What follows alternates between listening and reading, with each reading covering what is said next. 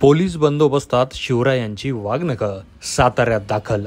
अवघ्या महाराष्ट्राला गेल्या काही महिन्यांपासून उत्सुकता लागलेल्या छत्रपती शिवाजी महाराजांची ऐतिहासिक वाघनखं अखेर आज साताऱ्यात दाखल झाली आहेत.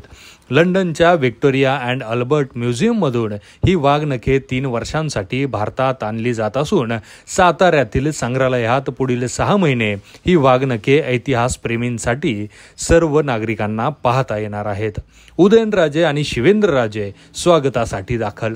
ऐतिहासिक प्रतापगडावर अफजल खानाचा कोतळा फाडलेली छत्रपती शिवाजी महाराजांची वाघनखं आता सातारा जिल्हा हद्दीत दाखल झाली आहेत.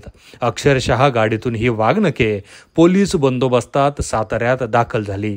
साताऱ्यात या वाघनखांच्या स्वागताला छत्रपती शिवाजी महाराजांचे वंशज उदयनराजे भोसले आणि शिवेंद्रसिंहराजे भोसले उपस्थित होते.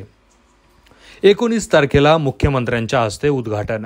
शुक्रवारी सकाळी 11 वाजता सातारा येथे वाघनखं आणि इतर शिवकालीन शस्त्रांच्या प्रदर्शनाचे उद्घाटन करण्यात येईल.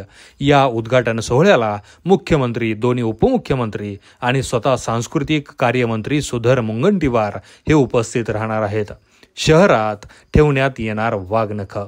छत्रपती शिवाजी महाराजांची वाघनखं जी राज्यात आली आहेत ती सध्या सातारा येथे राहतील.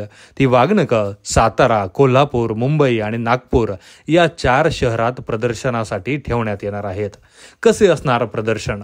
शनिवारपासून म्हणजेच दिनांक 20 हे प्रदर्शन सर्व नागरिकांना पाहण्यासाठी खुले करण्यात येणार आहे.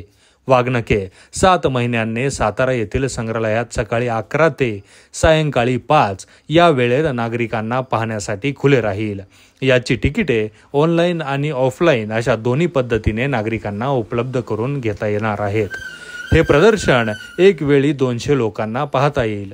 दिवसातून यासाठी 4 स्लॉट उपलब्ध करून देण्यात आले आहेत. यामध्ये पहिला स्लॉट विद्यार्थ्यांच्यासाठी मोफत राहणार आहे, तर दुपारी 1 नंतर सर्व स्लॉट नागरिकांना नाममात्र शुल्क आकारून पाहण्यासाठी उपलब्ध राहणार आहेत. या प्रदर्शनाचा जिल्ह्यातील सर्व नागरिकांनी मोठ्या संख्येने लाभ घ्यावा असे आवाहन जिल्हाधिकारी जितेंद्र डुडी यांनी केले आहे.